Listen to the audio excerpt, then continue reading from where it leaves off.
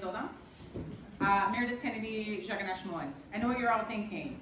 It's not true, I offered. Okay. So we're going to do a land acknowledgement properly. You want to know why? Because I am an Anishinaabe, and I also work in the field, actually because of Gilda.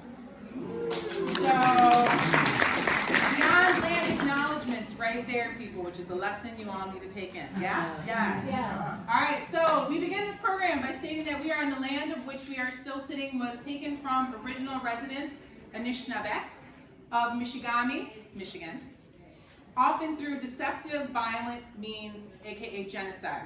Okay? We collectively acknowledge that the state of Michigan encompasses the ancestral, traditional, and contemporary, aka resilient, land of the Anishinaabe Three Fires Confederacy of the Ojibwe, the Odawa, and the Potawatomi. People. That's what Anishinaabe means, the first people. Virtually the entire state was ceded from the indigenous nations as a series of treaties from 1795 to 1842. We are still here as I am here.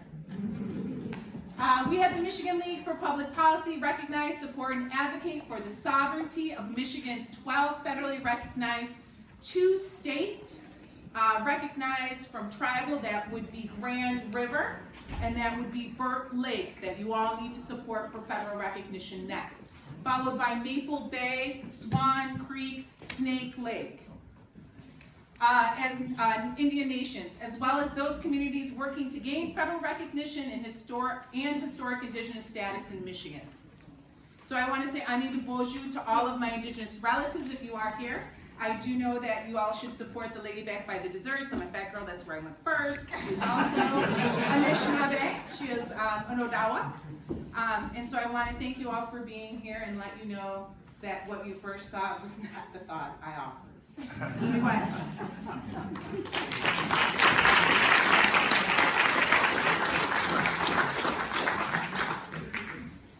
Thank you.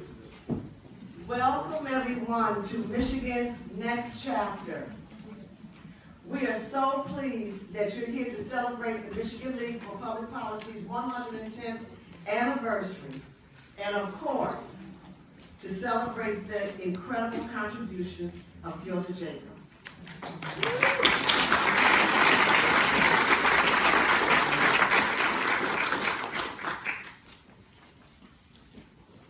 Gilda has been an inspiration to many, many of us.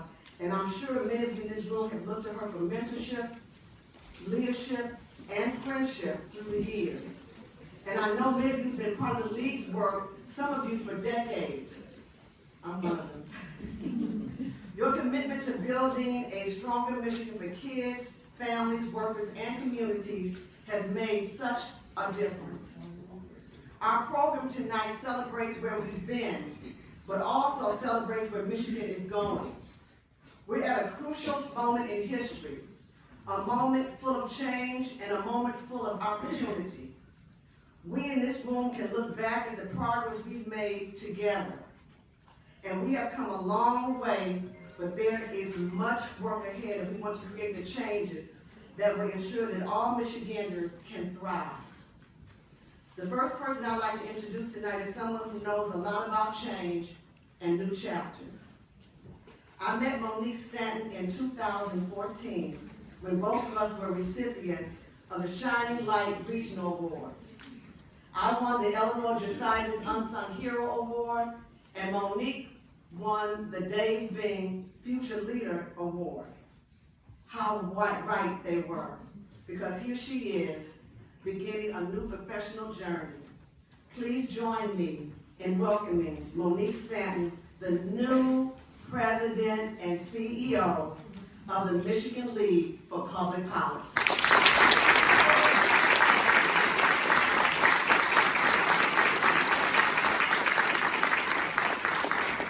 Thank you so much, Sheilah.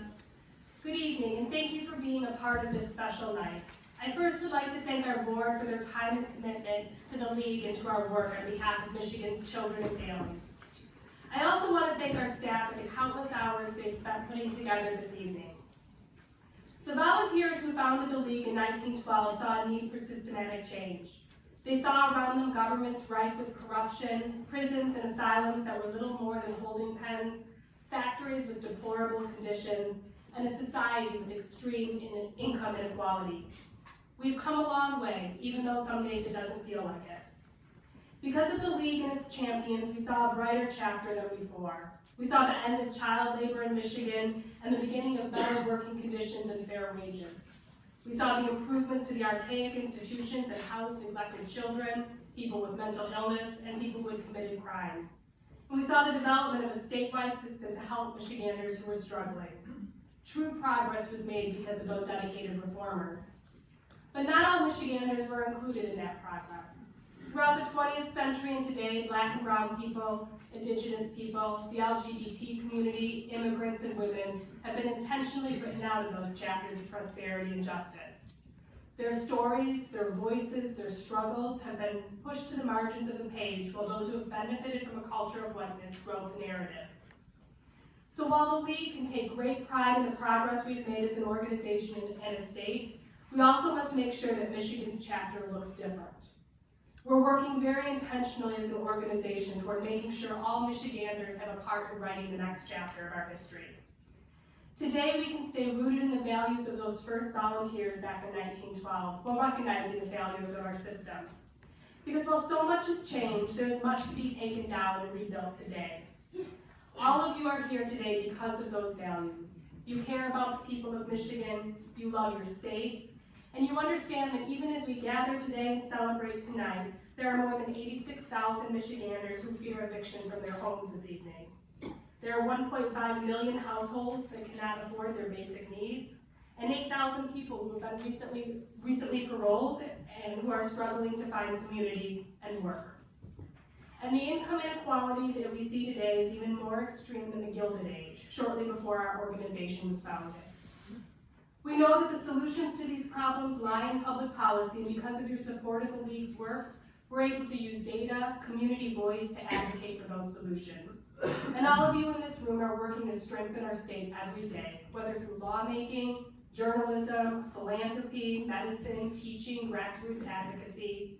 We thank you for your efforts and for working with the League to create systematic change.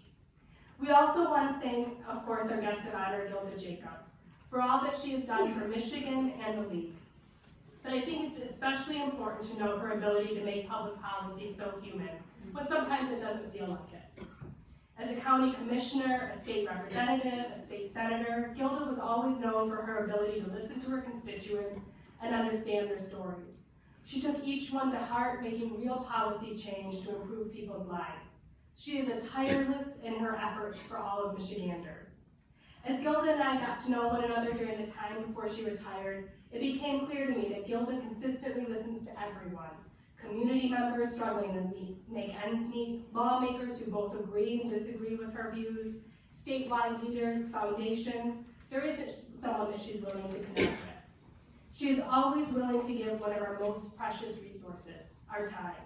Time to listen, to guide, to provide input on how to make our state and world a little bit better of a place to be. I am so grateful for the time she spent with me to ensure that there was a smooth executive transition.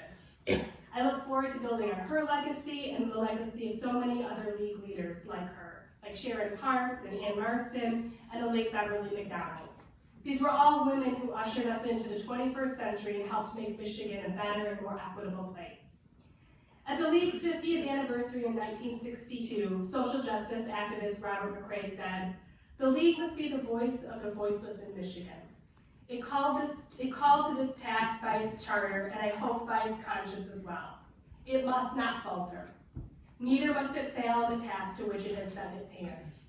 Because of Gilda and those who came before her, the League has not only stayed committed to its charter and conscience, and has moved past being a voice for the voiceless and toward giving the microphone to those who have been silenced.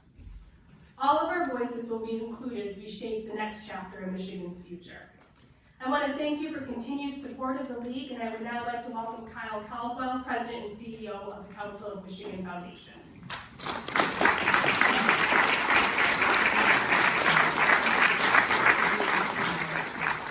Thank you.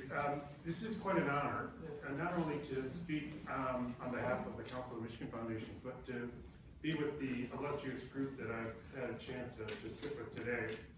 And it reminds me of what the League is able to do, is to bring together leaders from across ideologies, across sectors, to really focus on the lives of Michiganders.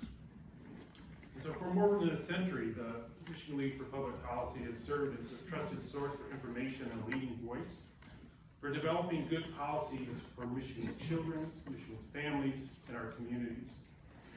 And those that are most impacted by our public policy need informed decision makers. And that's what the League has often tried to do.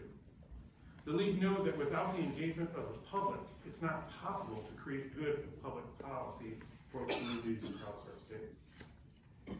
All the League's policy work is informed by a community voice, particularly those who are likely to experience inequities and systematic barriers, especially systematic racism. The League is engaged and a dedicated listener. It holds sessions around the state to learn what people truly need, where they live, and how they're being held back. They lead and engage at statewide coalitions, including the organizations which I serve, the Council of Michigan Foundations, but also local partners. They provide localized data, they support that data with real stories, and they combine those stories with impact and help influencers understand how policies need to change to better all and advance equity. The League seeks to bring people together at a table who have been historically left out, who have been excluded from and harmed by the policies that we know today, the economic and the political systems that they're not a part of. And they are often one of the first organizations of their kind to intentionally make racial equity a priority, to both address and eliminate the deep-seated inequities that we see in our communities. The staff, the board, the supporters of the League are committed to improving the economic and political outcomes for people of color, which truly improve the outcomes for all Michiganders. The League has been blessed with great staff and great leaders, and during this century of exemplary work, they've been able to lead Michigan in new ways. This includes Monique, Stanton, as well as Gilda, and Ann Marston, and all the other leaders who have been part of this great organization, who have led profound impact in the League's future and its success. It's also important to note that they impacted past leaders, including Gilda, who was instrumental in making a shift in the League, moving it from the League of Human Services to the League for Public Policy, injecting community engagement and racial justice into the League's core values, and the evolving League from the human services to the public policy framework also allowed them to emphasize community change in a different way. Gilda, you championed systems level policies and advocated for transformative change for all Michigan families, and we're all better for it. Her efforts, her leadership of committed and talented staff take the League to the next level, and when it came to advocating and advancing policy change, she was one of those who totally and completely focused on bipartisanship and made that the core of her work. She changed the way Michigan philanthropy thinks about the League's work and helped us understand how good public policy and philanthropy can work together to make change. In Gilda's past work and Monique's work in the future will continue the great legacy of the League. The League is a valued partner for Michigan philanthropy that brings forward critical data and policy and advocacy recommendations to help inform our collective work to advance more equitable outcomes. And I look forward to working together with the League for decades to come. Not me, but our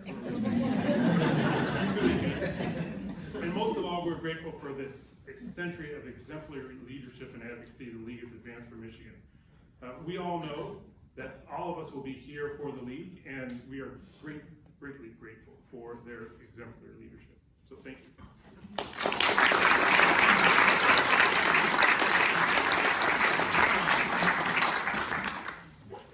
Thank you, Kyle, for those very kind words. It's wonderful when you can hear from someone on the outside of your organization who can so accurately articulate your heartbeat of the organization and who you are, what you are trying to achieve, and who you are trying to achieve it for. So thank you so much. We'd like to take a moment now to share a video with you that speaks to the work and the power of Gilda at the League and throughout the state of Michigan.